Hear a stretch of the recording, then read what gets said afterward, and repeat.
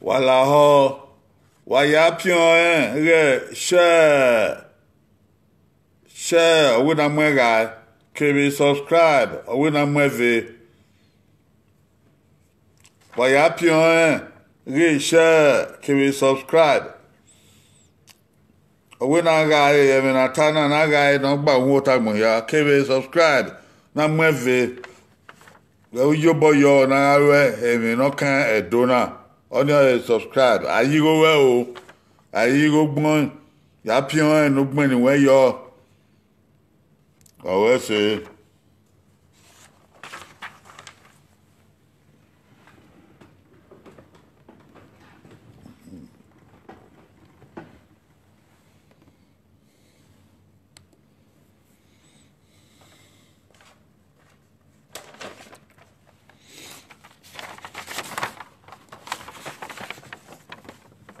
Ega ibota oredo ya yena o. Ega ibota oredo ya yena. Opota gbunu.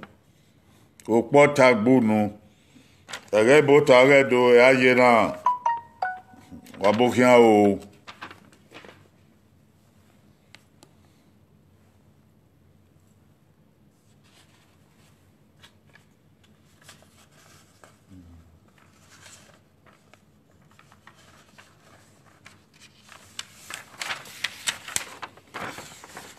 Voilà ho wa ya pion re share no we na ga e na ta sin ya fe a we na ga e gba won ta gbon ya o ya pion re share ni agbon ye ba o ya pion re subscribe o ni ye ba mu eve e mi re do na wona ori ma o ye ma o ni amu eve e wa ya we o ayi ro gbon o ya pion o me ke ni agbon yi be won odukun o pion na mi we avec we ba ma no yo boyo na ro redo o na ma pion yo na ma yo boyo ebo kemi ya o mi ya da una ebo kai ogima o ma ese a de delivery na gwalobo 1000 a gwalobo 1000 ma ni bi do no e pion ge subscribe mama ese a ukioni ma esa yisen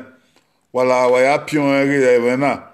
eke no ara ni mi o e do shepherd wa na mi o YouTube wa na mi o wa ya pion ayi gogo pion no gben ni we yo o ni ma o yo boyo o re do natana o yo boyo o mu eve na gele ga we ya pion re subscribe o pion re share aguna ga e natana no gba won ta mo ya we ya pion re subscribe oyo ni ka we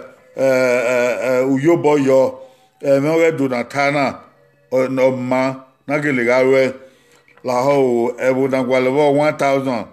o ma eso kyon ni na emie nupo ade ogba opopa na na esu eme na ala wa ga ya de yimi wa edo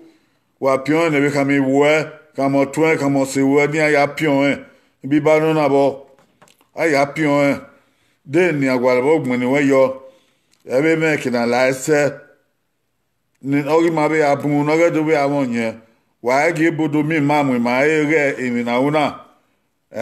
oge do ge wi o ya pion ge subscribe ya pion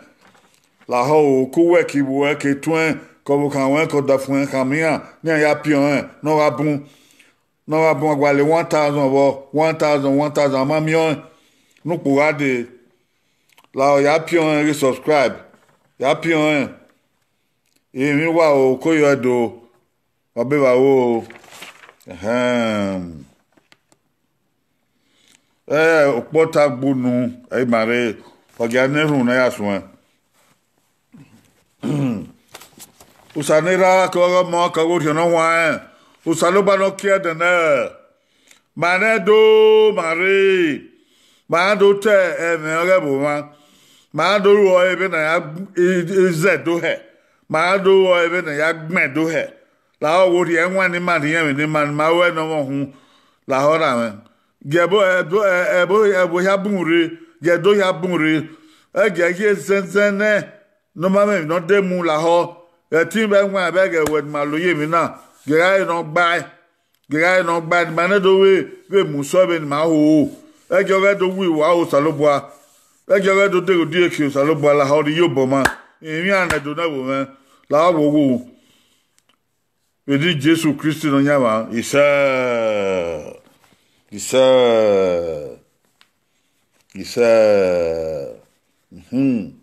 wa bokian o wa we so ge do ban o wa ya to ta pepepe na we to ge do ore na ege do ege ibo to ge do ore na po potagbunu o potagbunu uri ukeke uri ege nu ya gbon o otana no na nu meke na we won ya ye won na ya o oko o pota ore na gao otemena izado yeva o gao otemena era me no kwa idemudia ero ya nota o gao okove wa ya ka megwa mazedodia wa ya ka megwa maru edo na zawedia gao edi wana de o gao otemena kepa yonu agun averio we de do ya gun o ani edien gao otemena ye do ya gun o e na do we gbon ni ladian na a epo boyo wa fi le popo yo no ni edien no wa mo yen gao otemena yaba Uge keke o gege gbon o tana no na uge gbon o dun uge gbon o ka meke na egun o ote ha ma no na ote ha o ma no te me na u gbon la dia na dege do won u ga o dai ugo ati ya ga che Asoma bungbeboto atemena asoma bungbeboto eyin na la iso yabo wa ayoni ri yobo no atae asoma bungbeboto na ri yobo no kere na la iso yabo wa atoni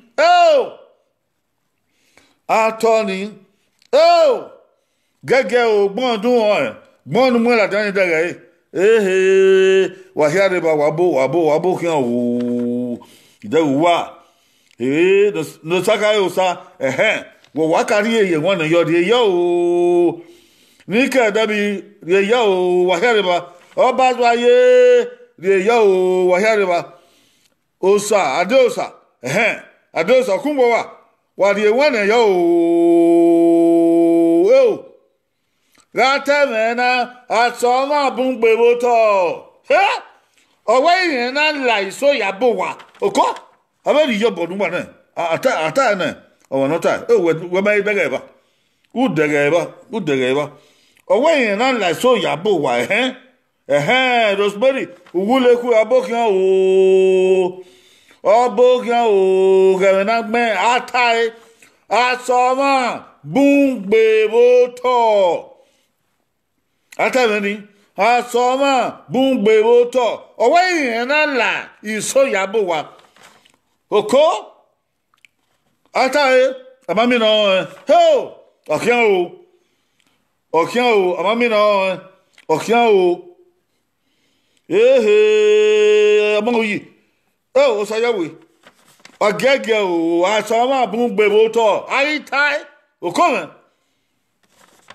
o wa sama bungbeboto we yin na la iso yabo wa oko amami wi edo no saka yesu no saka o ma gbe o ho wo ka wa gbe yi o ya o gege gwa toto e file popo yo o ma gbe o aya beji me ayire bai ko uki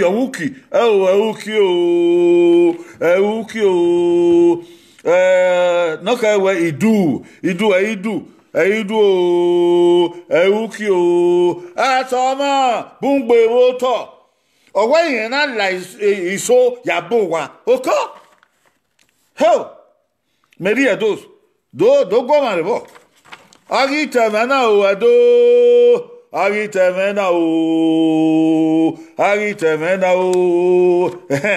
ayire bai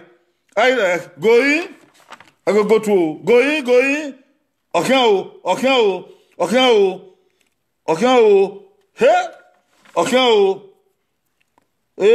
adan ki awu uki uki ota amami no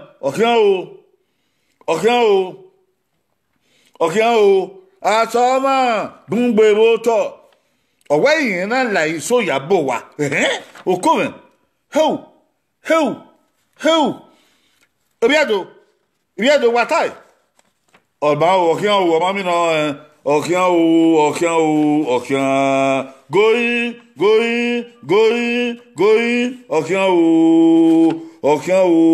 atoma bungbe boto owe yin na la iso yabo wa atai ga soma bungbe boto o gele asoma bungbe boto wa do to wa ya wu yan be jan wa do bodo pa yan wa asoma bungbe boto anakin okwe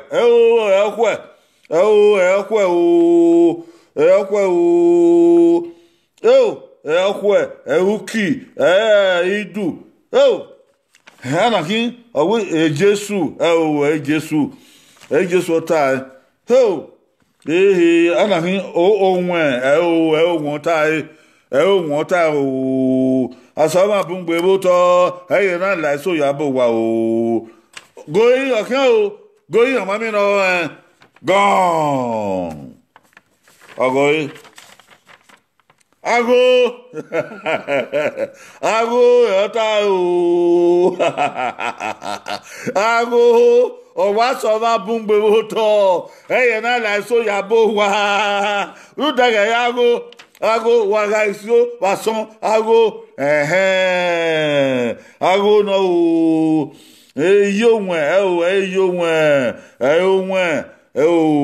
idu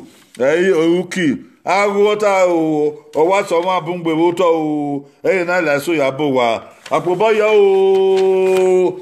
wa apoboyo kwa okay ha mama na o ma fo umu egbenu ya to na o gege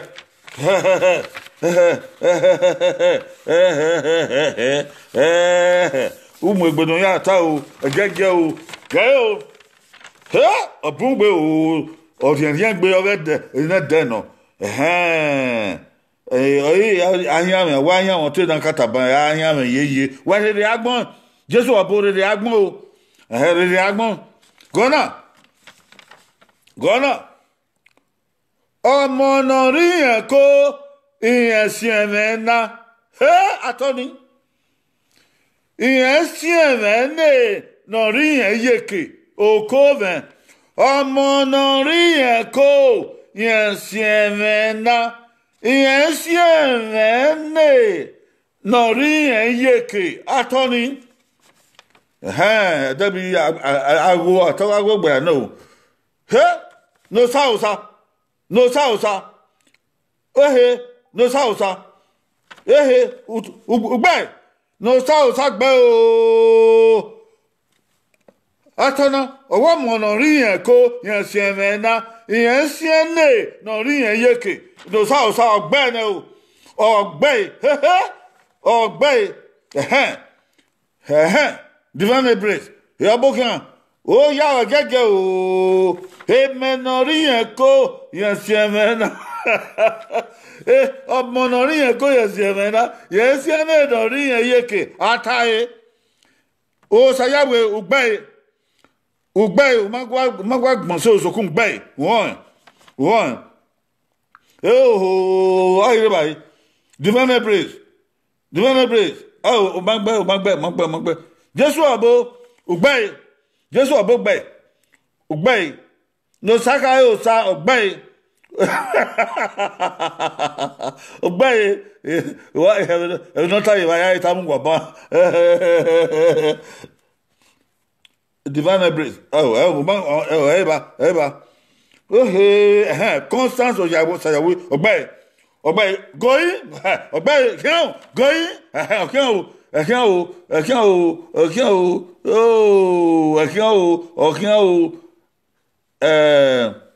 Eboma ugbe o ma gwa gbon kekan sokun ugbe won Debbie ugbe the Venables odekekere water ugbe egbina dion we pa o egbina de we pa o ona we gbegbe ona we gbegbe o ma gbe iye no gi ota o obonorin yẹn ko yẹn si emena yẹn si ene no ri yẹn yeke goyi okan o ugbe bangbe wagbe o ogbe ewo no gbe wagun wona ga o emota o owe moki wati e moki bedoyi amen wa ya wagbe Constance so ya wo gbe nike Debbie ugbe bia do nuza mo wa bota o wi bia do nu mo se wa bota eri ona o Jesu obu uta gbe o divine praise ugbe I very right pumping water ugbe nike Debbie ugbe osa no saka osa wo wa ka gbe owe eme neboti e moki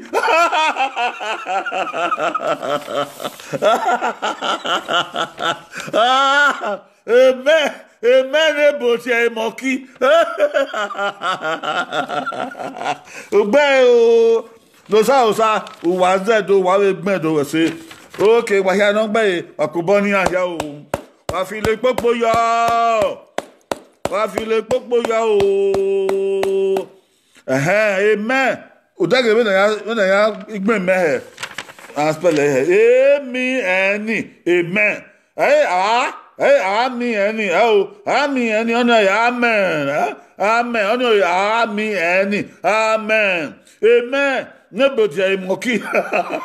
emi eni amen akubane buwa obe bedo ona ye no keke boy ha kan no na ha kan no nda mwegbe omwegbe obedo wa megbe wa reba gona ni ti e nu wa nda ogwegbe so wa gbe Israel owe na doga he yo here viva yo come haba itoni Israel owe na doga he yo here viva hey okove o aritoni koyo Jesu abu Israel owe na doga he yo here viva oko atoni edagba yi osaro Kevin water ogbe ogbe o edagba yi gbe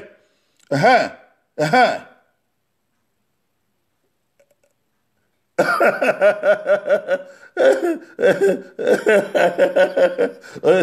but I don't tell you about way a mark on where a divine breeze or with that time or do I well one day mark on a mark on where where okay divine Sarah Kevin or Bono Israel oh when I do I you have one I tie oh I tie Adapa yi o Sarah Kevin or Beno anahin owo egui egui ota egui ota arita Israel ogwenado ahe yo here bi ma owe nado ahe yo here bi ma esosa riyo bore ba riyo bo yo adakin agogo kian o kian oh, amami no. Edokpa yokpa on. Oh. Ni ke dabi eni eni ota o. Eni ota o, egu ota o, eni ota o. Israel. Owe na do wa he yo here bi ma. Oh. Oko. Apa wo gwago aze do seseme se wa gimio funda elogo hie. Ni o ni aka ni o edokpa yi osaro Kevin Ogbeni mai o ni ta Ogbeni se pepo yo ari tona Israel owe nado ahe yo here we ma ho anahin ewe enye enye ota eni ota o eni matona enye matona ai tai oh Israel owe nado ra heyo here we ma anahin egile ye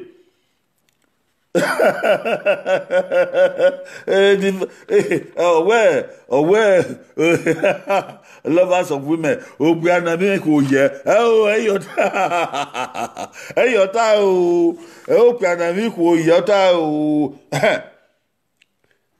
Esikpogo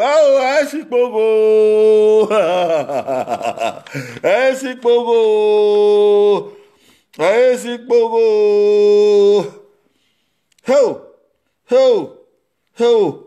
Amami no okian. Ya Philip Poyo. Esikpogo. Okian going egile o asikpogo esikpogo nini aya asikpogo esikpogo ebe opa o ebe opa ana fin awuzo Uzo ta o. Uzo ta o. Jesus abo owo sa Lord no ya wa. Yo, ologbo ta Israel owe na do wa he yo here bi mo.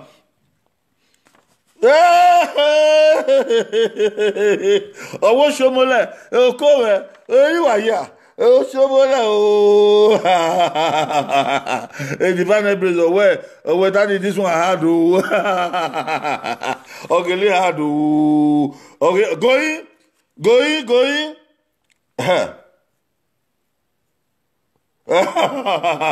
o turu gbeke divine praise yi ota woge e di ona wage awe ge yo wa imahun wage yo owo turu gbeke na ki o going okan o gone wago amen obetai obeta o wisra o wena do ahe yo here mi ma bo yo nika amen amen do wa eme odukun yen dia ore owe aru unwera ke no we oni onwa gbogbo oni owe oni emuda unwera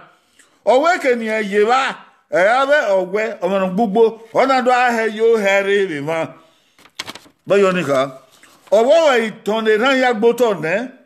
owo idagbere fi oyo popo odo ababa yuto we yo ka ton le ya kwa o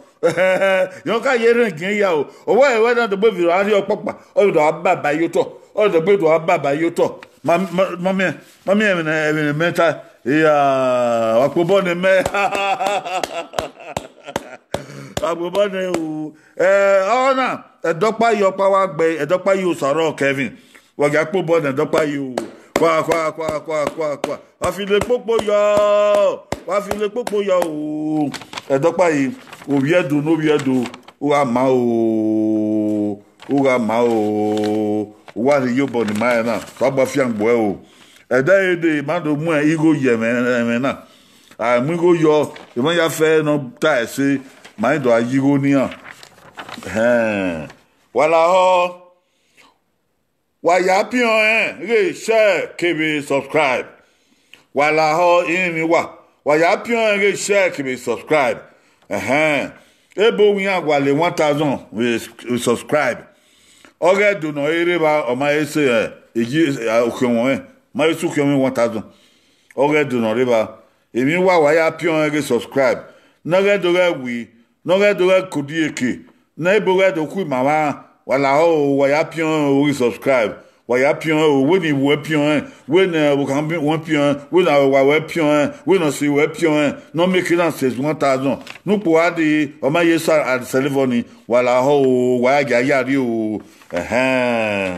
wa we so wa bokin ede Monday sie ma do we inota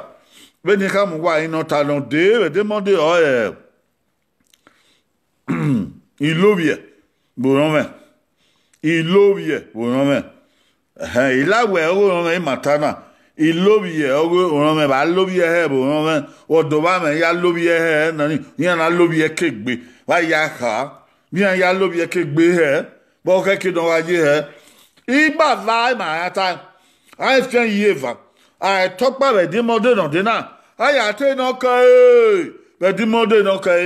runda evena okaka bosso mi o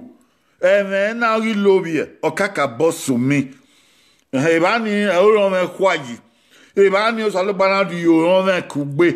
ebani o salo bana di oro me ya si jangbe ilobie wa edoza o ilobie edi wa na dan da ya ka ilobie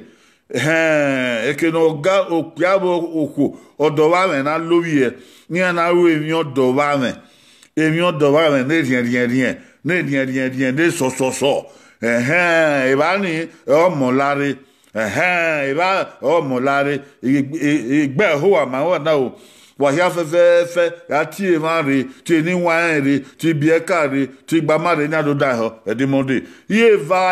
anya fian ye va nda o tangbe bo to imu mi zino ro o tangbe bo to ilobie ogo do wa me okion we ata Edimode adagbe ya ti do ke Edimode no ewere gbede so agbade ba ya o so agba fian gbedo o wa ya ma o wa ma la o da o awe ete egun yan gba otedo wa afe ko wa begbe o wa ri ebo nana bi wa ri ebo nana bi baba wa ri ebo nana bi yeye we ni ara begbe o na egun ke do mu ma mi ma to na egun ke do mu ma mi ma o edo wa ran wa o wa begbe o edo wa begbe wa gere mu ma mi ma o wa se wa ga di run gosa no nya ma soro boa we se mana be do we edo na we na be na ya gbon he ma wo be na ya ta he ma wo we se internet de ma we se ugi ma ya yin be dagbon wa egi ma mi ami ma we o ibi edo ma kin edoni mose edonu wa edonu buzomo ogodano gi o ya nwa ma ovan ya fe ge ya se ni ma dagbon wa ma gele ga ebo na bu wa ebo na bu are ebo na buzomo fiangbi ma oda ya ege gi amuma mi ma wo ege gi amuma mi ma oto la owo salobo am aso wa bungbe Nigeria aso wa bungbe oto la owo salobo to bo enwon de ni mala to bo fi oto ni mala yin la ho fian gbe do ki pa ki ko ke mo gbe mo we ke ihonre fian gbe ma ya fe egi ma gbo kwa we ni yo bo ma o egi do ko di eke la ge do ko da yo bo ma be ni Jesus Christ no nyawa ise oba ewa inore do ga to ipe kete eri ga ma o ga ma o yo pe won dugie oba ri lo bo efo ise oba to pe ise wa ya do o mi ya do wa o we baba do we ye do we teme do e ya manu wa o mani mane do ise wa ki ogwe o wa ki ogwe o wa ki ogwe o wa ki ogwe o wa ki ogwe o akoyo edone wata